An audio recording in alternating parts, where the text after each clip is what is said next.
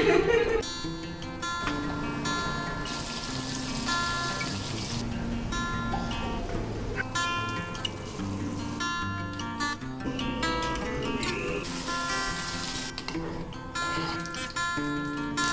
Intact থাকে এই যে হ্যালো পা ডাইনোসর থিমের বেলুন উপরে রাখো। ব্লেন্ডার জগটা আমার হাত থেকে পরে ভেঙে গেছে পুরা, তো ব্লেন্ডারের জগটা অর্ডার করছি। এই যে ব্লেন্ডারটা আসছে, খুব সুন্দর করে ওরা প্যাক করে দিয়েছে। রিভিউ দিতে হবে সুন্দর মতো আর কি। আসসালামু আলাইকুম, আশা করছি সবাই ভালো আছেন। আমরাও ভালো আছি আলহামদুলিল্লাহ।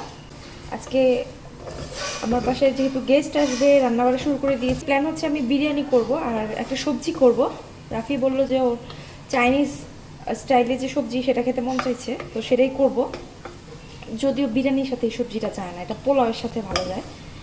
তো সবজির রেসিপিটা ঝটপট আপনাদের সাথে শেয়ার করে ফেলছি। আমি খুব বেশি করে রসুন দিতে পছন্দ করি চাইনিজ সবজিতে। তো এই যে বেশি করে রসুন অলিভ অয়েলে ভেজে নিয়েছি। রসুনটা আমার মোটামুটি ভাজা হয়ে গেছে একটু লাল লাল করে। এখন আমি এখানে বিফ দিয়ে দিচ্ছি, লবণ দিয়ে দিলাম, আদা রসুন বাটা দিয়ে দিচ্ছি 1 টেবিল চামচ, একটু ভিনেগার দিয়ে দিচ্ছি, এতে করে গোশতটা জলদি সিদ্ধ হবে। কয়েক ফোঁটা সয়া সস দিয়ে দিচ্ছি। চাইনিজ রান্নার অত্যাবশ্যকীয় উপাদান হচ্ছে সয়া সস, এটা দিতেই হয়।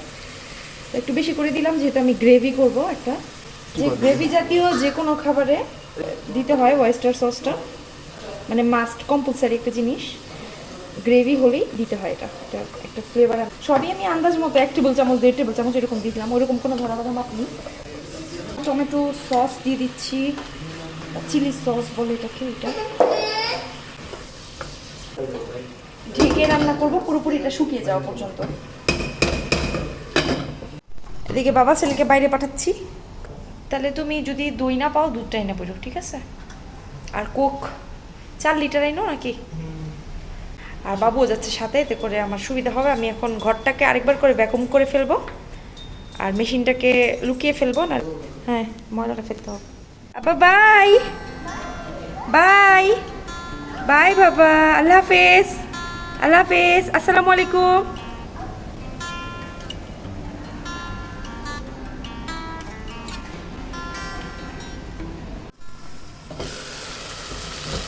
তেলটা একদম উপরে চলে আসছে, এটা কষানো হয়ে গেছে ভালো মতো। সবজির মধ্যে আমি ফুলকপি, বরবটি, ক্যাপসিকাম, গাজর এগুলো দিব আর পেঁয়াজ দিব। সিদ্ধ হতে বেশি সময় লাগে ফুলকপি আর গাজরটা, এই জন্য আগে দিয়ে দিলাম। ধাপে ধাপে আমি সবজি দিব। ফুলকপি আর গাজরটা একটুখানি সিদ্ধ হলে আমি দিয়ে দিব হচ্ছে বরবটি আর পেঁয়াজ। তারপর সব কিছু পুরোপুরি সিদ্ধ হয়ে গেলে একদম নামানোর আগে দিয়ে ক্যাপসিকাম দিব। ওগুলো দ্রুত সিদ্ধ হয়ে যায়। আর বেশি সিদ্ধ করবো না, কারণ যেহেতু বিকালবেলা এটাকে গরম করবো, বেশি নরম হয়ে যাবে সবজিটা।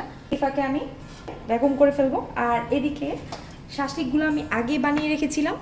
এই শাঁসলিকগুলো ফ্রোজেন করে রেখেছিলাম, ডিপ ফ্রিজ থেকে কালকে রাতে নামিয়ে রেখে দিয়েছিলাম নিচের ফ্রিজে। এই যে এই পাতিলটা কিনেছি, আপনারা আগে দেখেছেন, বিশাল বড় একটা পাতিল। এখানে সবার রান্না হয়ে যাবে। আজকে টোটাল 9 জন আসবে, বাচ্চা সহ 11 জন। তো 11 জনের রান্না ইনশাল্লাহ এই পাতিলেই হয়ে যাবে। তো আমি পেঁয়াজ কেটে রেখে দিয়েছি, গোশত ভিজিয়ে রেখেছি, খুলে গেছে। এখন ওর বাবা দই নিয়ে আসলে আমি রান্নাটা বসাবো আর কি।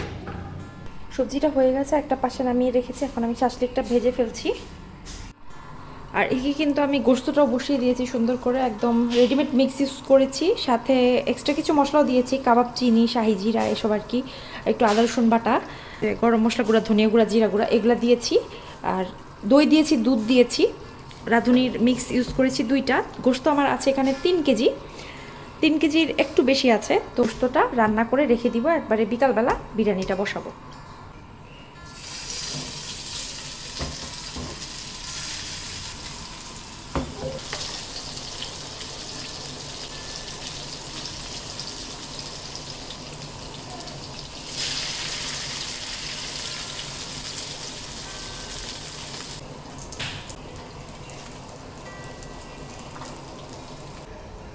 আর আর এদিকে আমাদের জন্য ভাত বসিয়ে দিয়েছি আমি কুকারে, আর আলুগুলা ছিল আর একটু পরে আর কি, গোস্তটা হয়ে গেলে তারপর আলুগুলা দিয়ে দিব গোস্তের মধ্যে।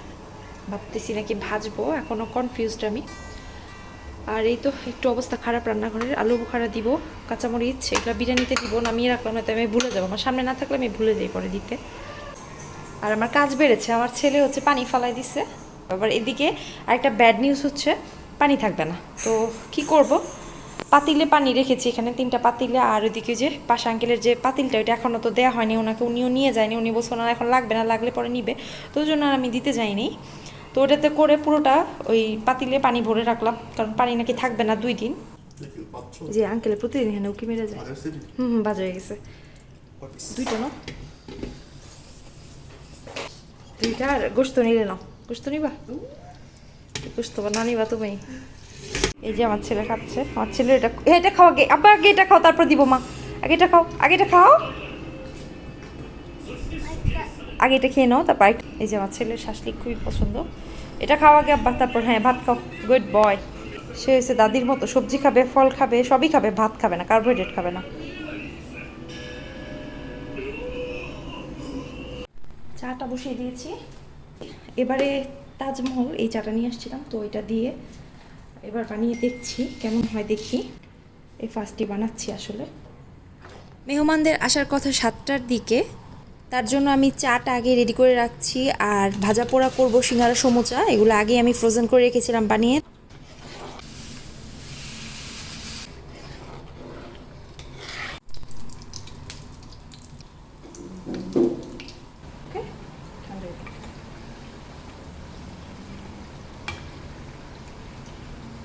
ভাজাভুজির কাজ শেষ করে এখন ফ্রেশ হব, আমার ছেলে আর আমি। আমার ছেলে ঘুম থেকে উঠে গেছে, আর চা তো হয়েই গেছে। নাস্তা আসলে এই 2 আইটেমই দিয়েছি, কারণ হইতেছে দেখা যায় বেশি নাস্তা দিলে রাতের খাবারটা কেউ ঠিক মতো খেতে পারে না, ওই কারণে। জি বাবা, ফু দিয়ে দিব? আচ্ছা চল চল, ফু দিয়ে দিব। হ্যাঁ, চালটা আমি ধুয়ে পানিটা আগে ঝরিয়ে রেখেছি, এই যে চালের পানিটা ঝরে গেছে পুরোপুরি। 2 কেজি চাল নিছি, আর গোস্ত হচ্ছে 3 কেজির একটু বেশি আছে, 3.5 কেজির একটু কম। ভাবছিলাম 1.5 কেজি দিব, পরে ভাবলাম 1.5 কেজি যদি শর্ট পড়ে যায়, এই জন্য 2 কেজি দিচ্ছি। দুধ দিব, দুধ দিয়ে রান্না করব।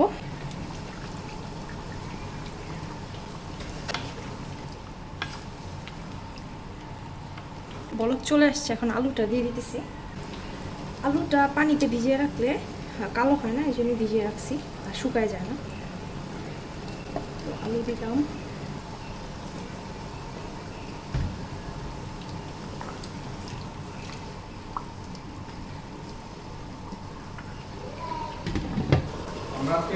বাজারে গেলাম। ও আচ্ছা, থ্যাংক ইউ। আব্বু নিচে নামো, সমস্যা নেই, আবার কি আচ্ছা। ঘড়ি না কি জানি চার্জ ওটা দিয়ে দিতে ভয়ও না, আবার তাতে চলেও। খাওয়ার পর দেখা যায় ছবিতে, এই জন্য খাবার সময় একটা তুললাম। ও আচ্ছা, হ্যাঁ এটা ঠিক।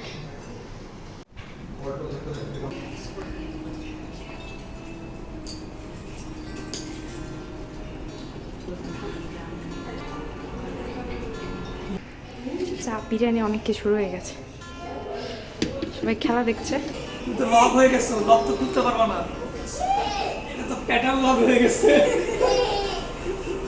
সবাই বাবুর জন্য অনেক গিফটস নিয়ে আসছে। এই হলুদ ডাইনোসরের গাড়িটা নিয়ে আসছে সামাইল, মানে ও যাকে চাচু চাচু বলে। এই খেলনাটা নিয়ে আসছে হচ্ছে রিদওয়ানরা। তারপর হচ্ছে এই বড় ব্লকসটা নিয়ে আসছে আনাস।